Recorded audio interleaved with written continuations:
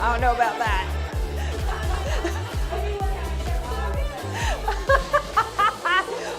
I will receive. I will receive. There we go. There we go. I love you. I love you. All right, cool.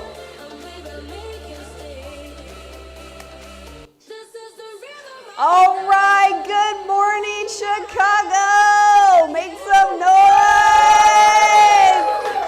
All right, welcome back to America's Real Estate Show. We are so excited that you're here with us today. Wherever you might be joining us from across the nation, we are here live in our Chicago studio. And if you are new, welcome from our entire team. I'm Ashley, your host, and you are in for a treat for this next about hour that we have together. We are here to bring you the best of the best, the top producers from across the nation. We fly them here to Chicago so that they can share all of their secrets to success with you. And today you are in for a treat. We have an absolute powerhouse. So Chicago, I want you to make some noise for $300 million producer Amy Lampman, all the way from Houston, Texas.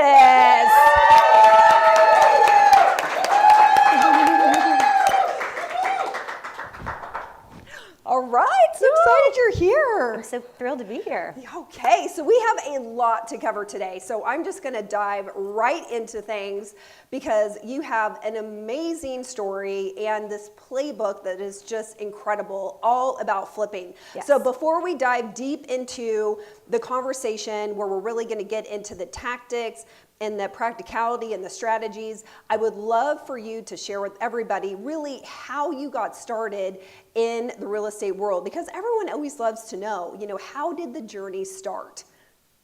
Well, it did not start like you imagine. So I actually grew up wanting to be a school teacher. And in that moment of my life, the era of the teacher, I came across a little boy and he was very angry and I couldn't understand why. And this does lead to real estate, just so you know. But he was angry and I said, you know what, I'm gonna punish you and you're gonna have lunch with me. So you're stuck with me for 30 minutes. And I quickly found out that he was hungry and that spoke to my heart. I couldn't handle it. So I started to feed him, quickly got in trouble by my principal and said, Amy, if you're gonna feed one, you have to feed them all. I said, done, I'll feed them all. And my husband goes, Amy, what's happening here? Like you're spending your entire paycheck feeding kids. And I said, I have to feed them. And he goes, well, maybe you should get a better job. So that led me into sales. And I said, okay, done. That's challenge accepted.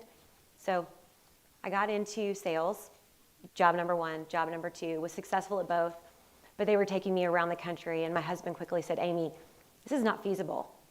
Our children are young, they're 11 and 13. You really need to do something else. And I said, well, I have a prediction. And he's like, what's the prediction? And I said, I predict that when ExxonMobil moves to Houston, our house is going to go up $100,000 in equity. And he goes, wow, you act like a realtor, like you know what you're doing. And I said, oh no, I don't want to be a realtor. I actually, just want to figure out the next job. And he's like, well, I'm going to challenge you. Let's see if your prediction's true. So 3 months goes by, we have a realtor come to our house, because I was not a realtor at the time, and she says, I have amazing news for you. Your house is worth X amount of dollars. And I said, John, I was wrong. Oh my gosh, I'm Bless so sorry.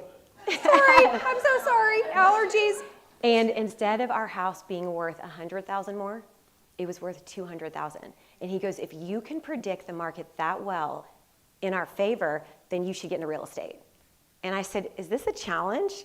Because I don't really want to have strangers in my car. And I mean, I'm not on HGTV or anything, even though I love it. But he goes, it's a challenge. You should try it. So that summer of 2014, we were flying to Hawaii. I took my classes literally on the plane and on the way back, got my license. And I had no idea what I was doing. But my teacher brain and my sales brain said, you have to meet people that live in houses or that need to sell their house. So jumped on my golf cart and literally was driving through the neighborhood and saw a free bow. You know what that is, Ashley? I do, because you taught me. So tell our audience, just in case they don't know. Free bow audience is for rent by owner. So I called, my very first sign to call was not a FISBO, but it was a free bow. And this man answered the phone. Hello. And I said, hi, this is Amy Lampman, your local realtor. I see that you're wanting to rent your home. And he said, well, yes. And I said, what's even better, what if you sold your home? And he goes, well, what could you sell it for? And I said, if I could sell it for you tomorrow for $200,000, would you let me list it? He said, if you can get $200,000, put a sign in the yard. So sign went in the yard. I love it. And that really started your journey. Yes. You accidentally stumbled upon someone who was an investor. Yes. And so then let's fast forward a little bit in your journey, because your son Jake is a huge part of your story. Yes. So in those moments, at that point, he was 13 years old. And he said, Mom, I have a little lawn job, and a fence business, and I want to help your clients. And I said, absolutely. I love a good, hardworking teenager, right? So I put that boy to work. And he would put in mulch and do all the things for the investors. And so word got out that this is a really hardworking kid. So as any mom would do, right? I was very proud. So I posted on Facebook, look at this kid working in the rain, putting in mulch. And so word got out that he was a hard worker. And so his little yard business grew. And then what happens in Houston?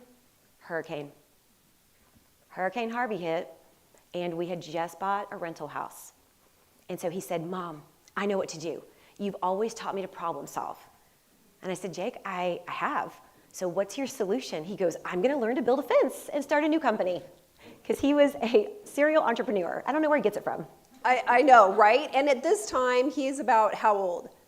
At this time, he's about 14 years old. 14 years old. Okay, so he is already on a mission. Yes. To be an entrepreneur, following in Mom's footsteps. Yes. So let's talk about really how this whole flipping journey started, because you had been working with investors for about 5 years, I believe you said. Mm-hmm. So let's talk a little bit about that, and then how it led to you doing your own business. Okay. So it started off with the fence company, right? Because I had a rental, and Jake started building fences. And then as I'm working with those investors over the 5 years, they're like, oh my goodness, can he build us a fence? And then it led into more intensive exterior work. Once again, I'm posting it on social media, and word starts to get out. And so this goes on for approximately another year, and Jake makes a connection with Caesar, who's on the inside of one of my investors' properties. They connect over lunch. Caesar has no idea how old Jake is. At this point, he's 16 years old. And Caesar says, they don't want to pay me. I work for you. And Jake comes home from work that day and goes, Mom, this guy Caesar, he wants to work for me. I go, building fences? And he goes, no, we're going to flip houses. And I go, I don't fix things. Like, I don't know about you, but I don't fix things. I'm not a fixer, I'm a finder. And he goes, but Mom, you're a finder and I'm a fixer. The perfect combination. So before we start diving into what is now your flipping strategy, I always love to set an intention, for every show. And so what I really am hoping everyone hears today, like the lens that I want them to see and hear everything through, is that you're going to teach everybody exactly how to build a very predictable Yes. pipeline of business. Yes. So let's talk about that. And Jake, was super excited and was like, Mom, I've watched what you've done for these last 5 years with investors. You've been doing it for everybody else. I think we can do it for ourselves as well. But you're doing it for you, but you are still doing the majority of your business for investors. Yes. So let's talk about the journey. So as I went through those 5 years with investors, I was confident that I could find deals. I was not confident that I could fix property. But the difference basically was that pivot, right? When the hurricane hit and Jake fixed the fence, connected with Caesar, our entire business pivoted because he had the confidence that he could fix things. So I said, Jake, here's what I want you to do. I want you to fix our rental house. I want you to fix the bathroom. I want you to fix the roof, and I want you to paint it. And if you can do that, then I will have the confidence that we can build a family business of flipping. And so he did, and they fixed it. and it was gorgeous, and I posted it on social media, and then the calls started coming. Amy, can you flip for us? And Jake says, Mom, you're flipping for everybody else. Why don't you at least do a flip for our family? And he goes, I've decided I'm not going to college. And I was totally okay with it. My husband had like a little bit of a heart palpitation. And I was like, it's going to be okay. It's going to be okay. He's a hustler. He's a hard worker. So that began our personal journey. In August 2019, we bought our very first home. And it was by Jake saying, Mom, use my college fund. So he wanted you to invest in him. Yes. And you were like, okay, we're going to do this. So we took $100,000 and we bought our very first house, which I thought was a good idea. And I learned a lot of amazing lessons from it, but it was an hour and 20-minute drive from our homestead. So that's probably lesson number one, right? And throughout our conversation today, we're going to talk about different pitfalls and mistakes to avoid. So since you mentioned that, let's talk about kind of like mistake number one to avoid in terms of proximity. Mistake number one is I highly encourage anyone who's flipping to not flip more than 30 minutes from their homestead, because that's your farm, that's what you know, and you will run the numbers and feel confident because those are the streets you walk, those are the roads you drive. If you're flipping like I did an hour and 20 minutes away, I didn't know Crosby. But it was like rolling the dice. Like, I'm in Vegas, I'm just gonna roll the dice and see if that one hits. Right.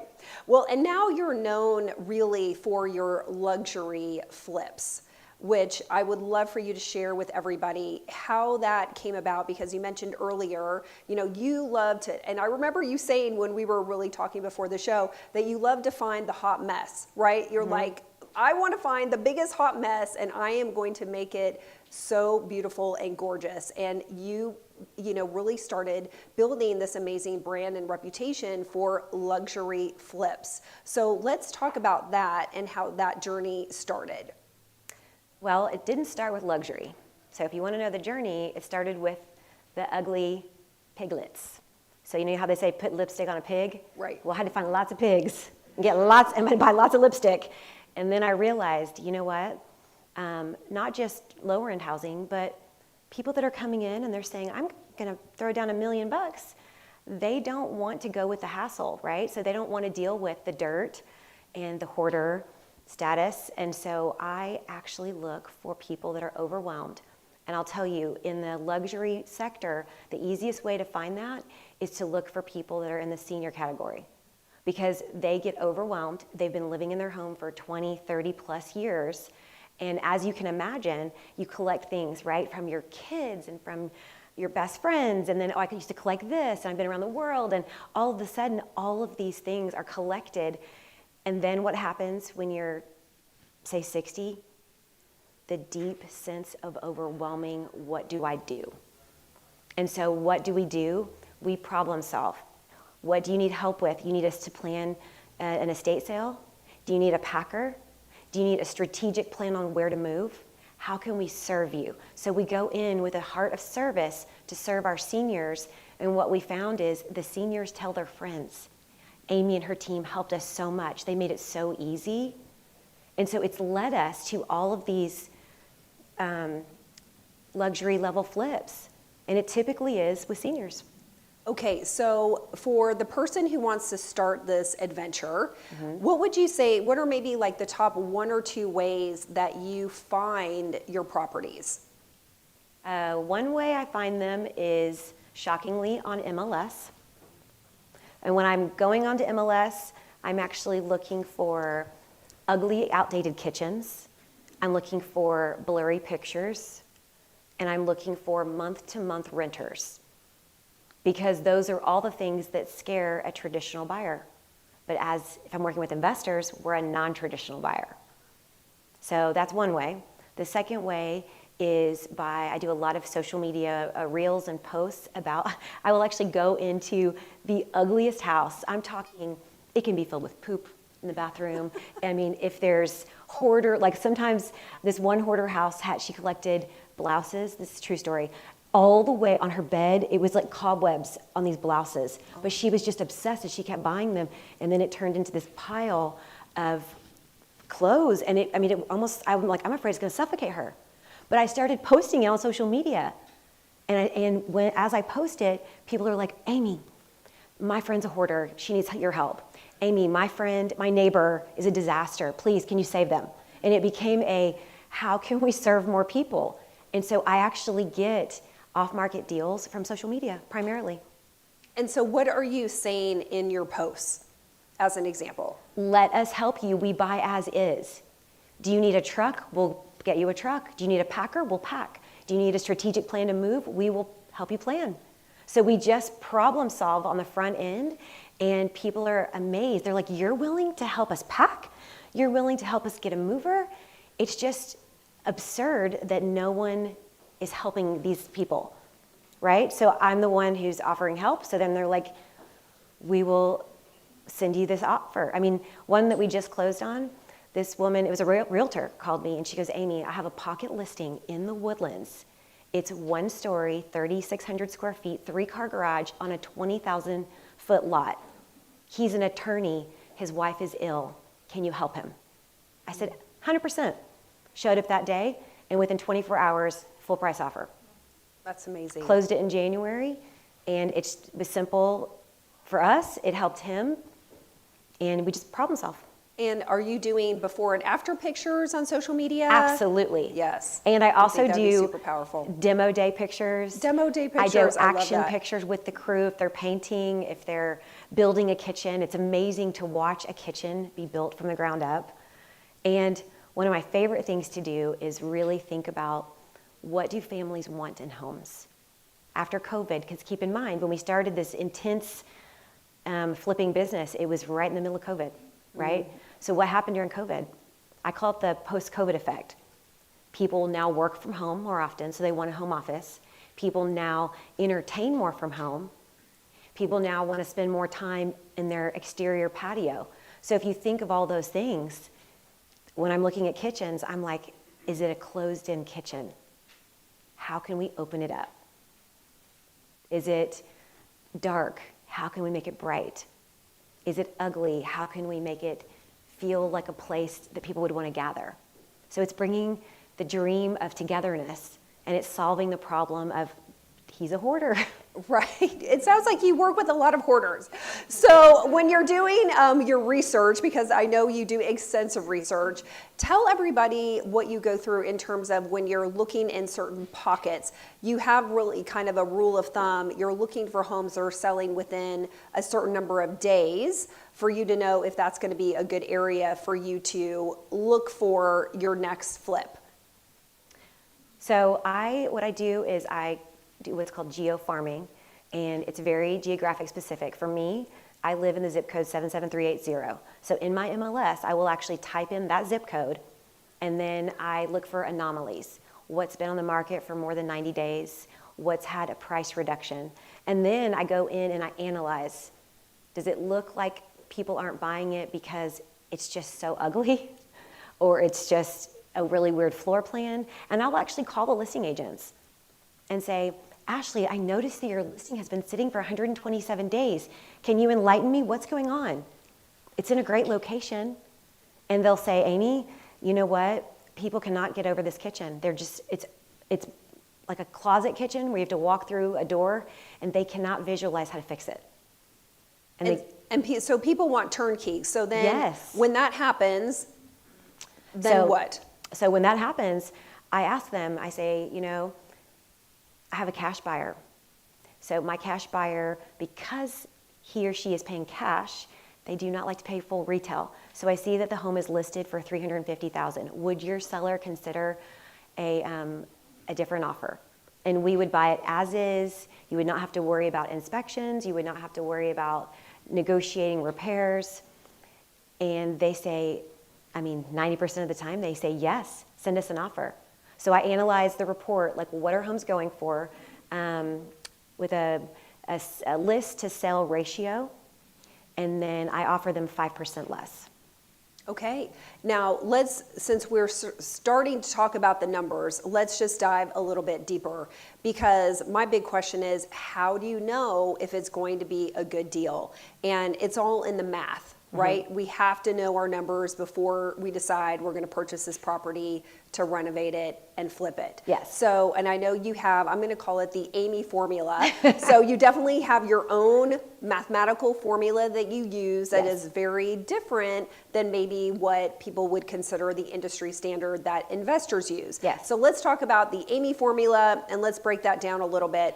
Before you do, I'm going to do a little PS for all of our live streamers and our Chicago audience. You are going to have an opportunity to DM Amy, and she is going to have this all broken down for you. So right now, just listen, and you can DM her, and she will send you this exact formula. So go for it. So first you have to start with the understanding of how to run a comp that is specific to ARV. So that's after rehab value.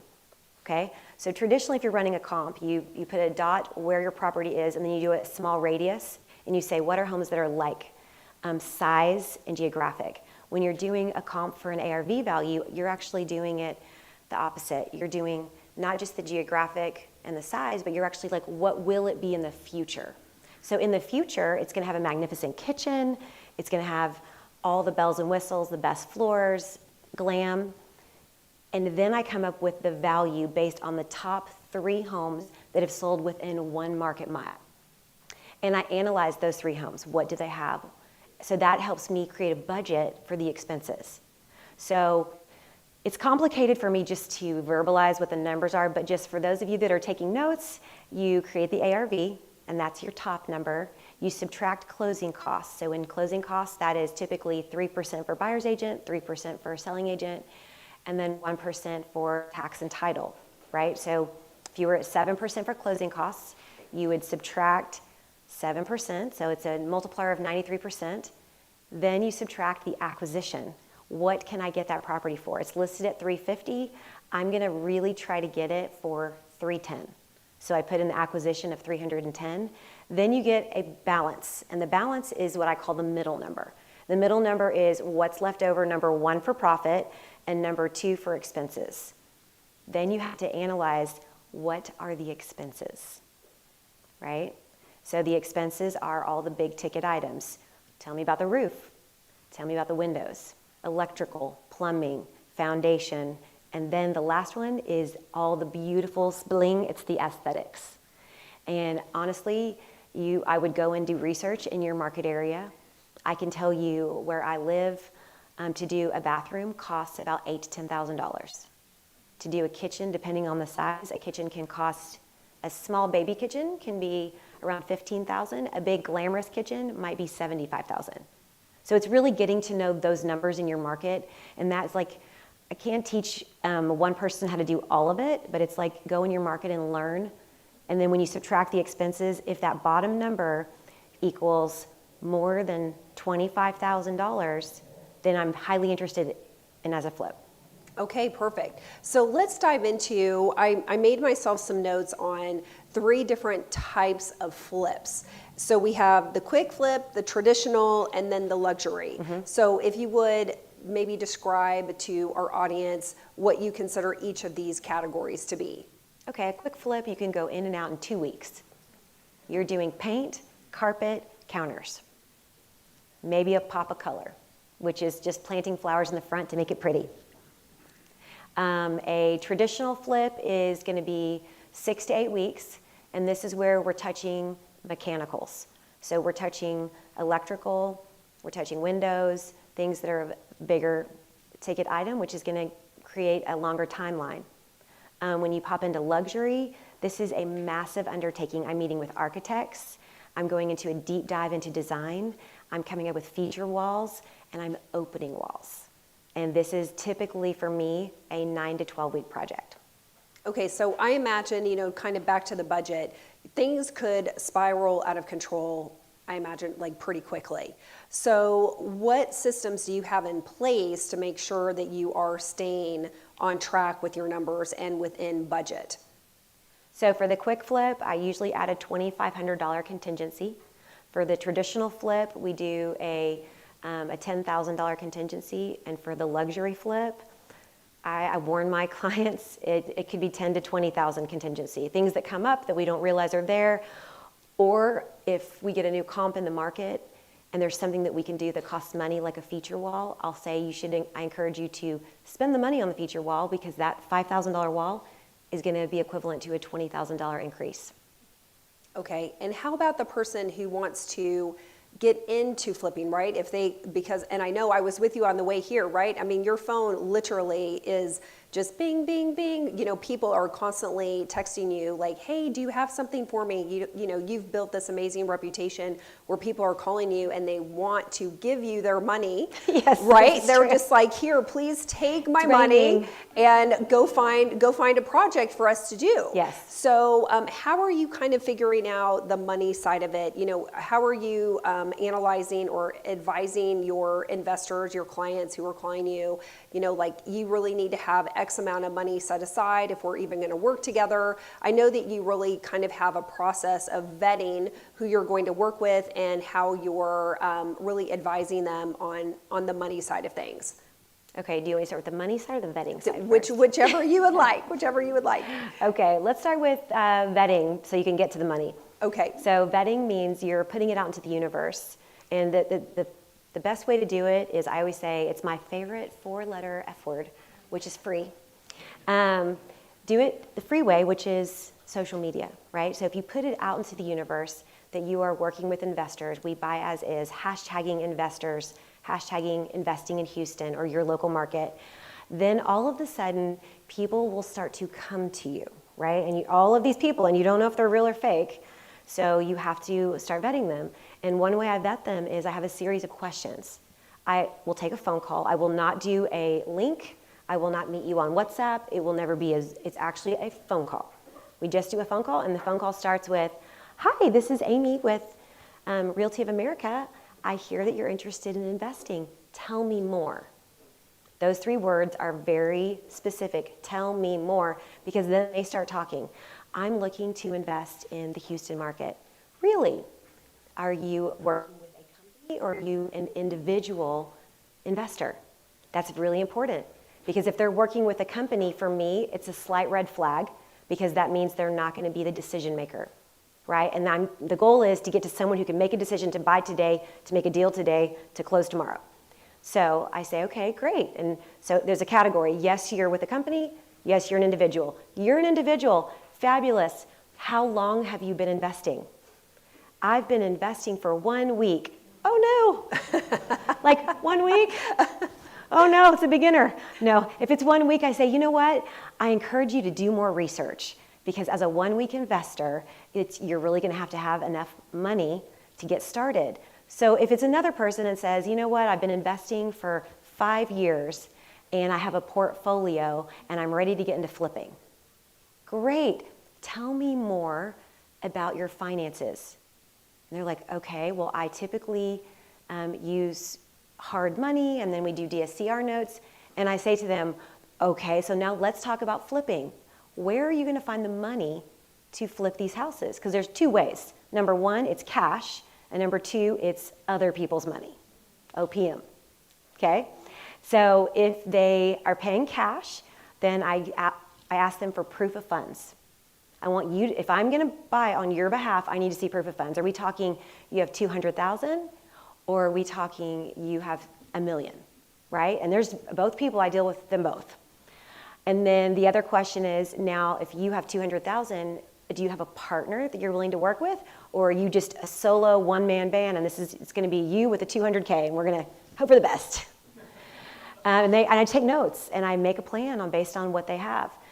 If you are someone who's going to work with hard money, then you need to have a savings account to pay, because hard money costs more in the end, because you're using other people's money, and you have to put in money on the front end. It's called points up front. Typically takes 2 to 3 points. So if you were buying a house for 200,000, 2 or 3 points would be 4,000 to 6,000 just to get the loan. And then you're paying the monthly note, right? So you have to take that off of that middle number. Remember the middle number? We've got the expenses. If you have hard money, that's another expense. Mm-hmm. So it's a bit tricky if you're just starting out. I highly encourage you to partner up with somebody with experience and to build up that nest egg. Really hard to flip, in my opinion, if you have less than $50,000. Okay, and I remember you saying that you kind of like around $100,000. You like them to have That's around a sweet spot. Okay. If they have 50, we can work through a baby flip. Okay. So with the 100K, do you want to expand just a little bit around that? So if you're having a conversation with someone who's interested in flipping, do you share with them, gosh, ideally I would love for you to have around 100,000 or more? How does that conversation usually go? $100,000 is, honestly, most of my clients have more than 100,000. So if we start with 100 like I did, then you're getting the piglets, right? The ugly ones. When I say ugly, I mean like we were in the ghetto. Like there were shots fired and I was doing flips and my husband's like, Amy, please be safe. And so it's tricky. You have to find a pocket of homes that are at that lower level, because even if you're taking a hard money note with $100,000, then you better have an exit strategy where you're in and out quick. Mm-hmm. So it's tricky. And if you wanted to have a one-on-one with me, we could schedule it and I can show you how to run numbers. It's really hard on a TV show how to give all that data because it's a lot of details. Absolutely. But I also started that back in 2019. And as we know, there's a little thing called inflation that's happened. So 100 is now the new 200. Right, the new 200. Okay. So let's talk about design trends. And I know every flip that you do has its own personality, yes. right? I think you even name them. I do. So, which I think is super fun. I'd love for you to give some examples. And you're incredibly creative. So let's talk about, maybe the person who isn't a designer, that isn't their zone of genius, mm-hmm. talking about how to really kind of partner up and collaborate with someone who is. And let's talk about where you get your design ideas, because I thought this was very important as well. Because again, you do a lot of research. You don't mm-hmm. just walk in and you're like, okay, everything's white. Right, just boom, poof. So there's a lot that goes on behind the scenes that is very strategic. Yes. There are two types of flippers. There's the right-brained flipper and the left-brained flipper. So I'm right-brained. I am very into design, so it comes very easy to me.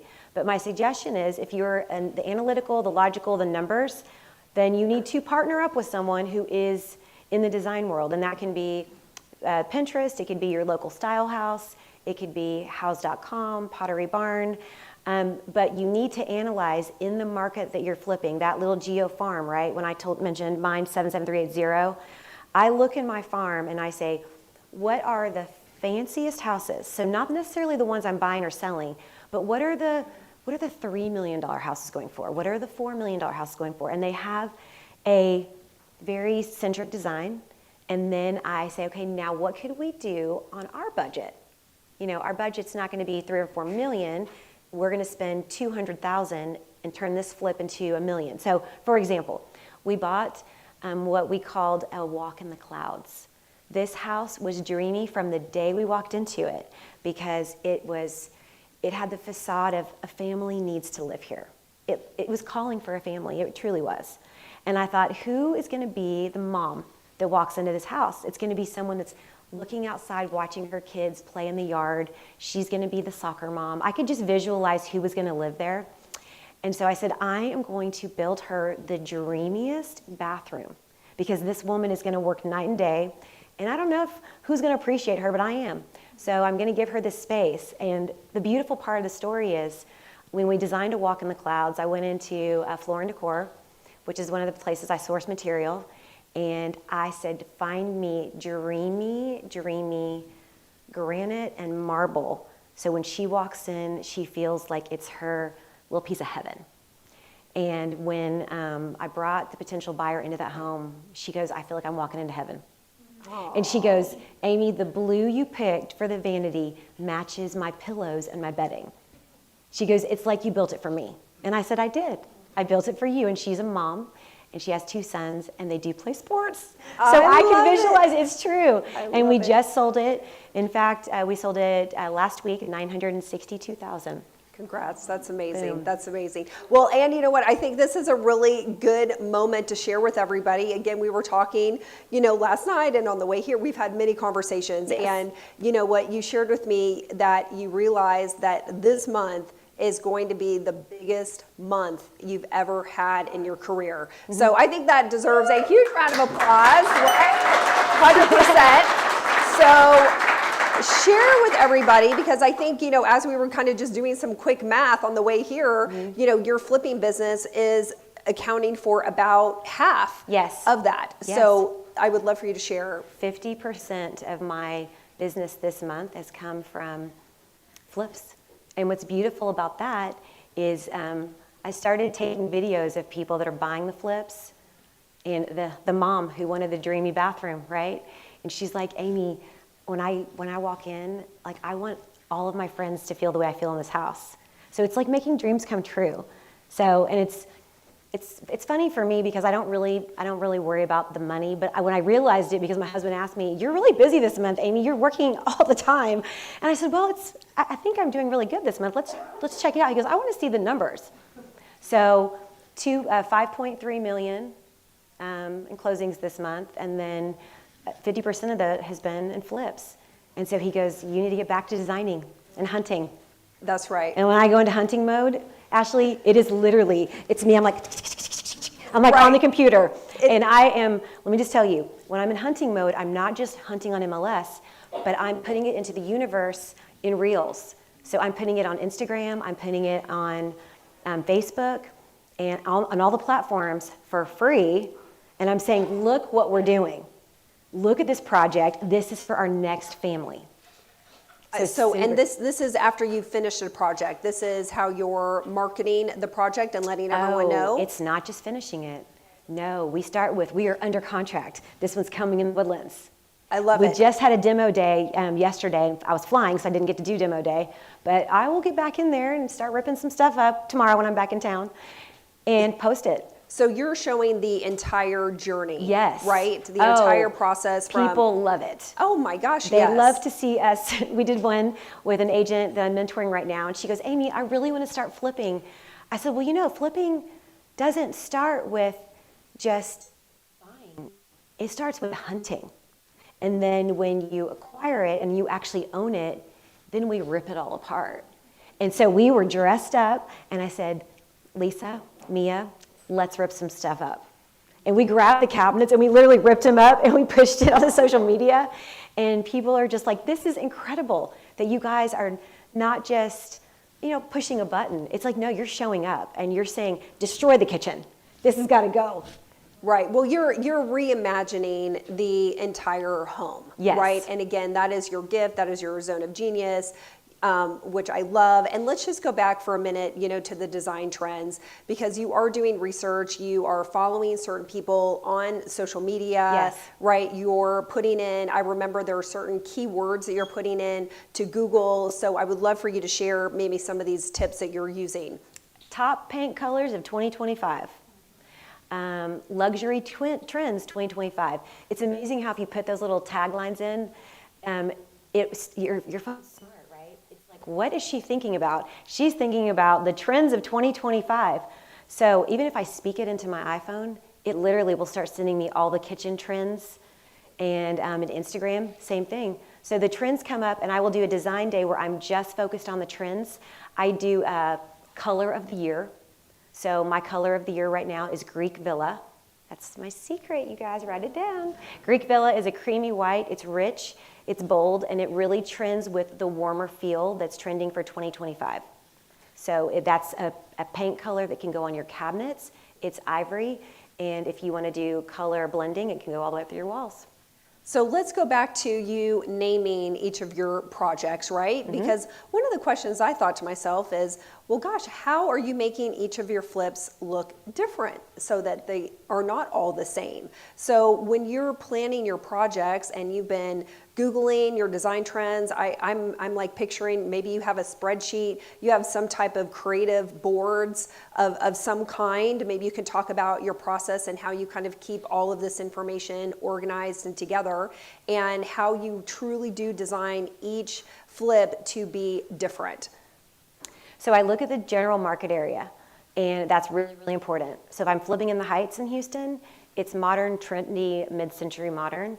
And if I'm flipping in the Woodlands, it's more traditional, luxury. So I'm just hunting for what does that market carry. And the reason why I can tell you this is very important is because I made the mistake one time. I was working on a flip in Shenandoah, which is across the highway from where I live, and I thought, I'm going to do it fun, just like the flip I just did in the Heights, because I loved it. It was great. And the feedback was, why did you pick this? This is not our neighborhood. We are an older neighborhood. And it was really good for me to learn what not to do on that design trend, because if I wouldn't have designed it like the Heights, if I would have designed it like its own geographic area, I would have sold it quicker for more money. So it was a very important learning lesson for me. So design, very, very important. I would say as far as spreadsheets go, I'm the right brain, so I cannot create a spreadsheet to save my life, but that's why I have Mia.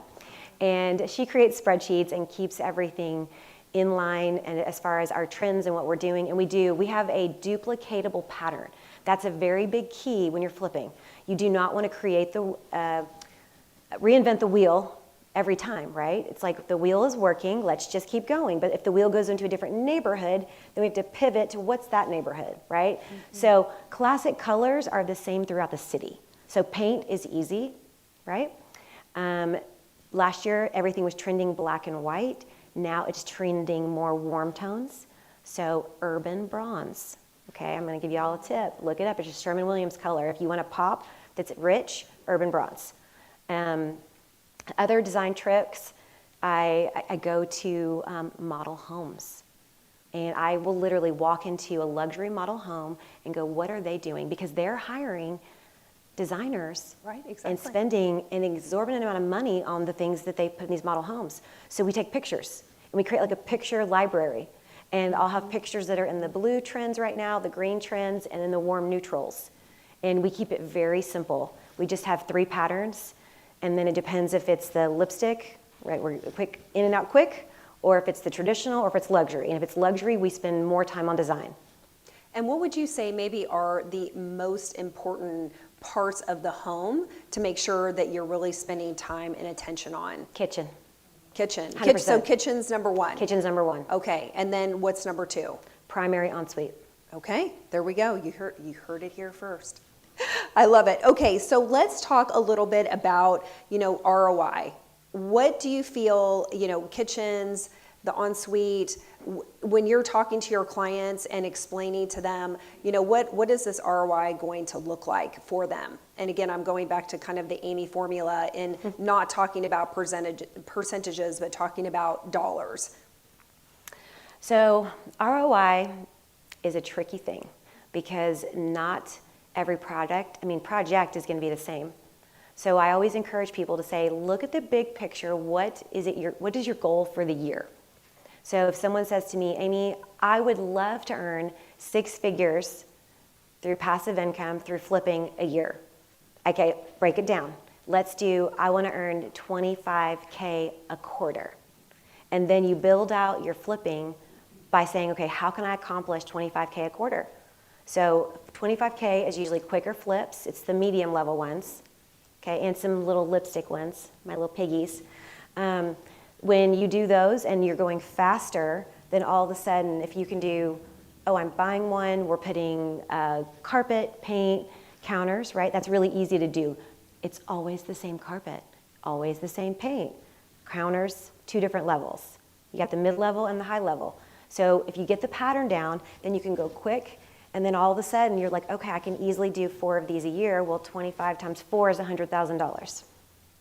All right, fabulous. And there's also kind of 2 different ways that you are working this business. You have investors who might tell you, you know what, I have my own crew. Yes. You know what, so I want you to go hunt and I'm going to handle this. Mm-hmm. And then you have others that are like, Amy, I want you to handle the whole thing. So let's just maybe break that down for our audience so that they can understand that there are a couple of different ways that you really can work this strategy. So investors that have their own crew, that's easy because you're not having to manage anything. You just have to ask them, do you want guidance with color selection or any of the base materials? And they either say yes or no. It's up to them. They own the house.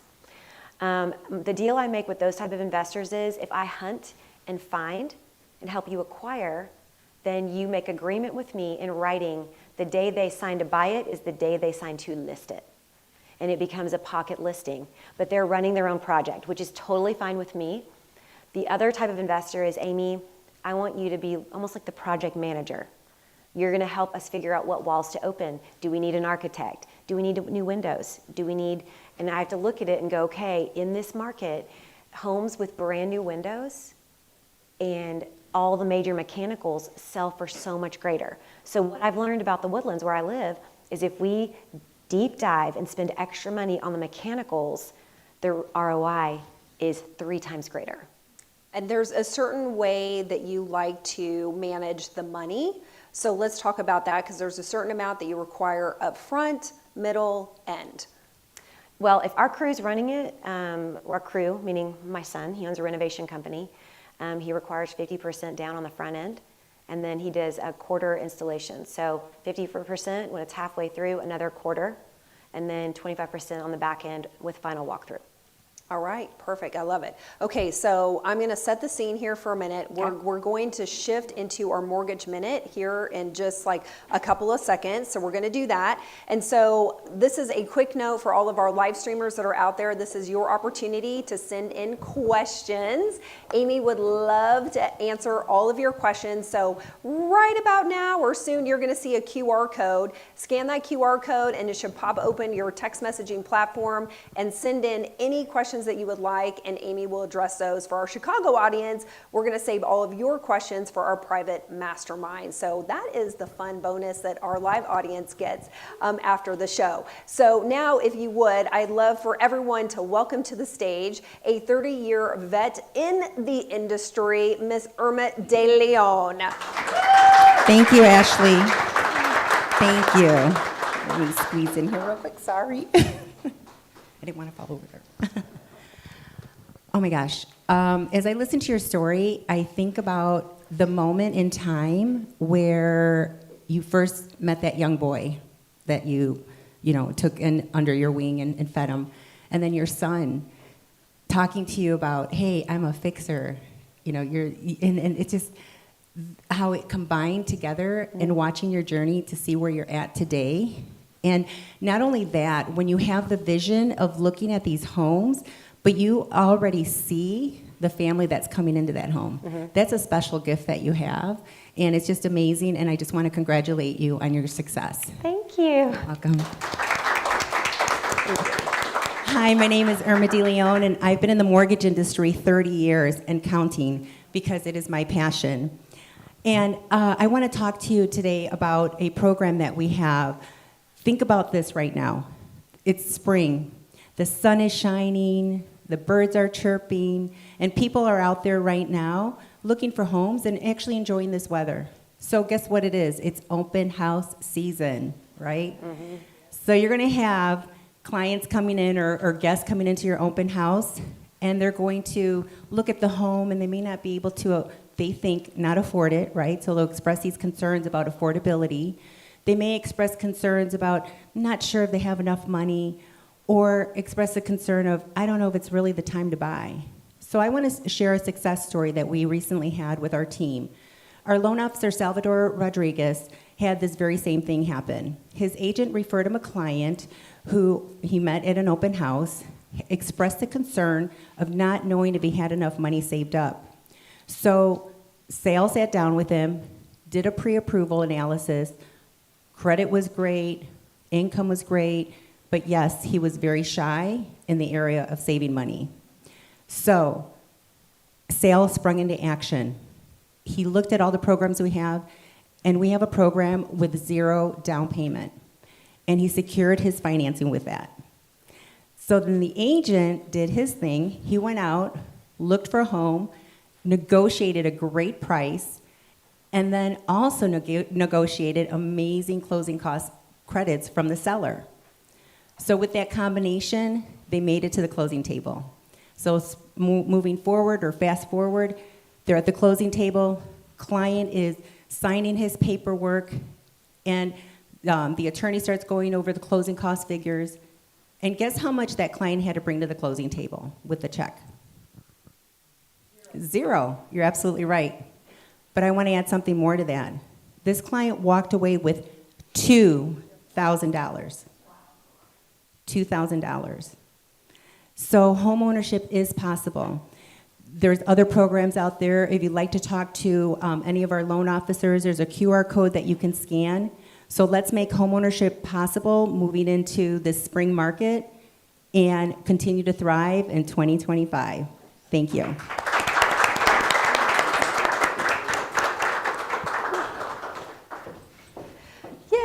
I love that theme, thrive in 2025, because that's what we're doing. Yes. So everybody, you're hopefully seeing a QR code right about now, or you did a minute ago, and it should pop open in your text platform, the code word MCA. If for some reason that isn't working, there's a phone number as well. Please text the word MCA, and Irma and her team would love to dive deeper with you and continue that conversation. Great example, Irma. Thank you so much. So I need just a minute to be able to access my Q&As. So while I'm doing that, I would love to go back to really where we started this conversation. And if you would help all of our agents, our community who's watching today, truly understand how they can use this entire strategy that you just laid out to build a very predictable pipeline. When things can seem so out of control, this is a beautiful way to really put yourself in the driver's seat and drive and create business for yourself. So I'm going to let you answer that while I am checking out the questions that have come in. Okay. So I would say a strategy for all of you that want to create a pipeline with flipping. One thing that's really important that you could do is put yourself out into the world of social media that you are a hunter and that you work with a team of cash buyers. Because when you put that out there, all of a sudden, people start to flow into you. And when they flow in, I've taught you how to vet them. You vet them, you start acquiring property, you make the deal that I acquire it, which means I'm also going to be your listing agent. Well, if you're their listing agent, 6 to 8 weeks from now, you'll be listing a $1 million home. So it's very, very powerful for you guys to learn that it creates consistency and it creates a pipeline of future business. So right now, we just acquired 3 more flips. We're at 78, 79, 80, and that is pipeline business for our listings. And as you know, listings bring buyers. So it creates this beautiful book of future business. And I showed Ashley this morning, one of my clients said, Amy, let's get it sold and then let's go shopping. Yes. So it creates predictability, because the minute we sell it, they want to buy, and then we have a deal that I sell it, and then we'll buy again. So many of my clients, I've done 16 homes with, 24 homes with, and they just keep going because why not? They're making money. Absolutely. Well, and to that extent, I remember you sharing with me, you have not lost money on one deal. No. Not one. And you've done about how many flips now in your career? Just total in general, yours plus investors from the beginning of when you started. I know you were From the beginning of time, yes. I would say 125 plus. Okay, so over 100. Currently, when I started seriously tracking, since that one that we purchased in August of 2019, I've done 80. Before that, I was flipping for other people and I wasn't running the projects. But yes, about 125 plus. Okay, and has not lost No. $1. No, we broke even twice. And all the rest, you've made money. Made money, significant amounts. And then when we make money, we always make at least 20K. I've hit 6 figures, let me think, 4 times. So the biggest one I've ever hit is we made over 200,000. Fantastic. Okay, so I was perusing questions, so I'm just going to summarize the ones that have come in. Let's talk about putting your team together, because flipping is definitely not a one-person adventure. No, it's not. By any means, right? So let's talk about how you really kind of assemble your team and what that looks like. You need to vet roofers.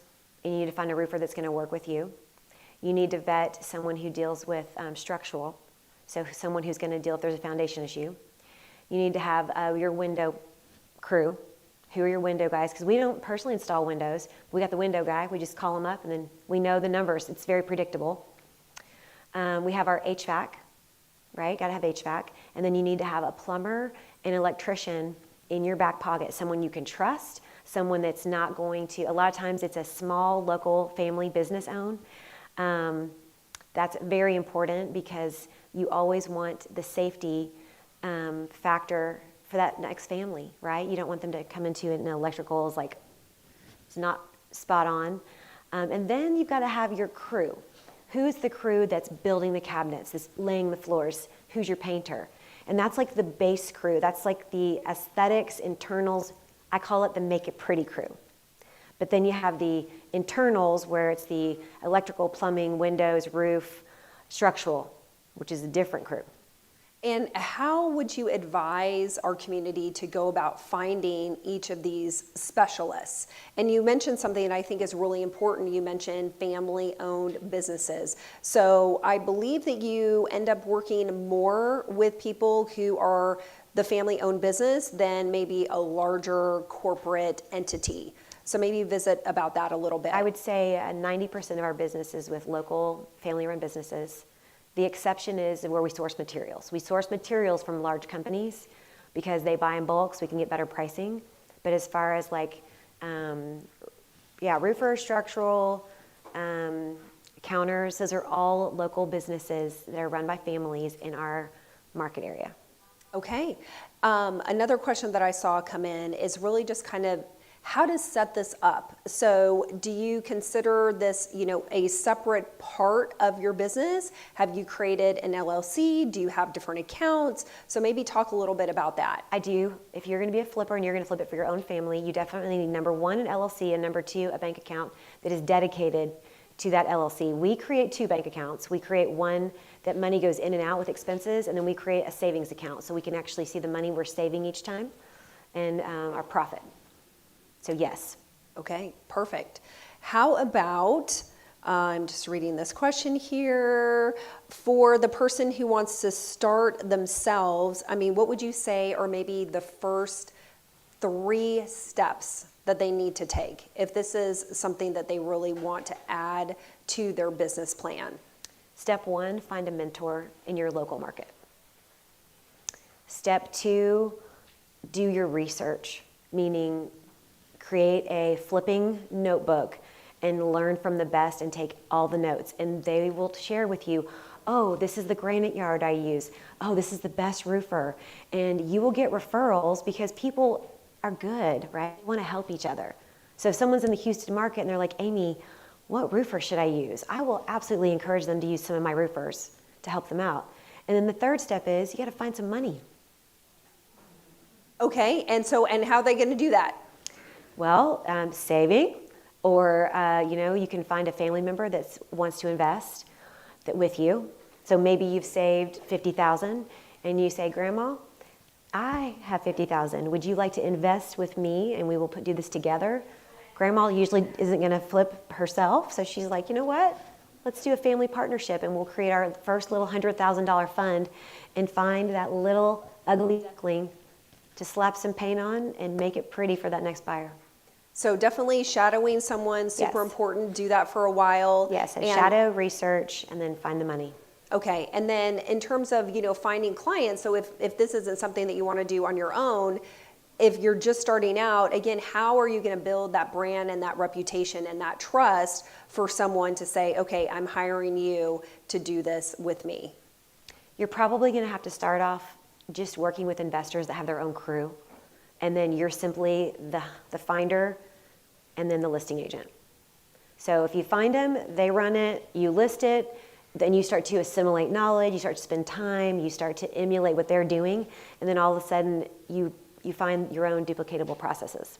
Okay, I think that's a great piece of advice. Make sure that you find someone who already has their own crew, and then you're learning, and then just like you did. That's really kind of how you started, and then eventually, and Jake was like, Mom, I think we can do this. He's like, I'm a together. fixer. That's right, fixer, and then finder. Found Caesar, and do you know to this day, this is a really cool fact, Caesar works for us. He makes over 6 figures. He owns his truck outright. He's been running our crew now for 7 years. And a lot of his family is employed by us.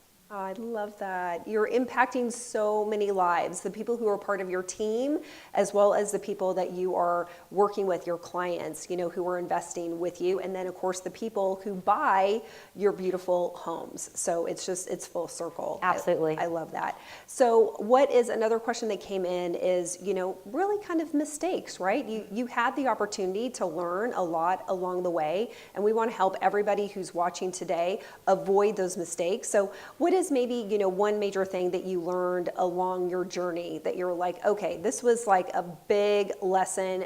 Do not, under any circumstances, make this mistake? One big mistake I made one time was allowing the investor to change the project midway through. So now I make a deal with them. Either they're running it 100% or I'm running it. Because if you change it midway through, it's two different mindsets. It gets very confusing, money gets lost, and so I do not allow that anymore. I'm like, it's if you're the investor, it's your home. If you want to run it, then you run it, and I respect that.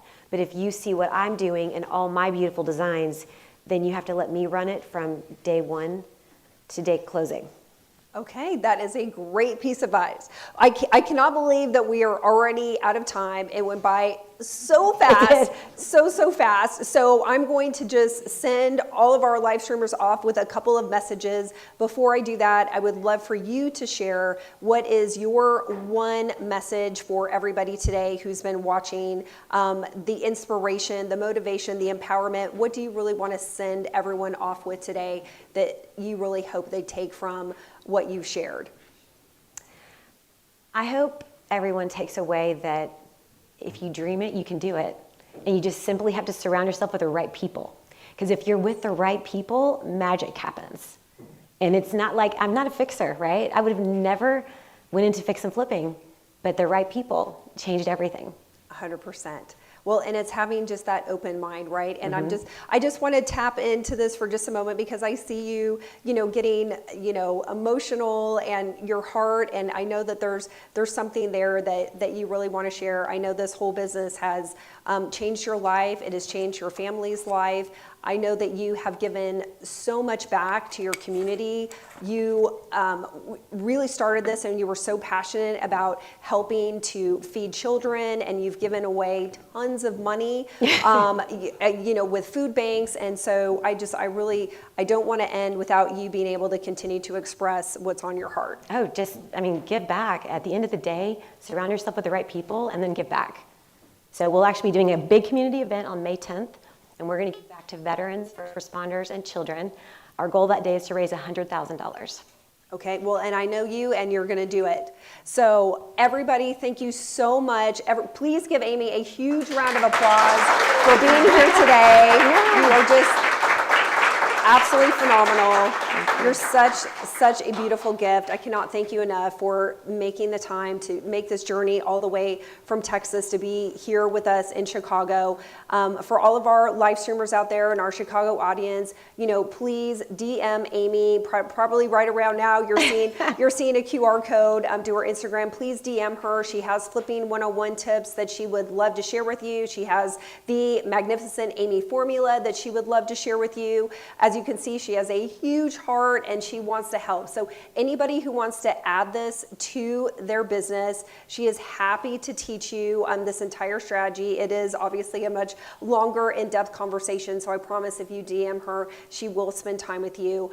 Please follow America's Real Estate Show. We're on Instagram. Follow and subscribe to our YouTube channel, America's Real Estate Show. When you do that, you will always be alerted when we're about to go live and be the first to know who our next guests are. Follow me, Ashley J. Polito, and all the things, right? We will be right back here next Friday, 11 a.m. Central, with another powerhouse because we want to help bring top producers with real strategies and real solutions for success. Thank you again for being with us today, and we will see you next week. All right.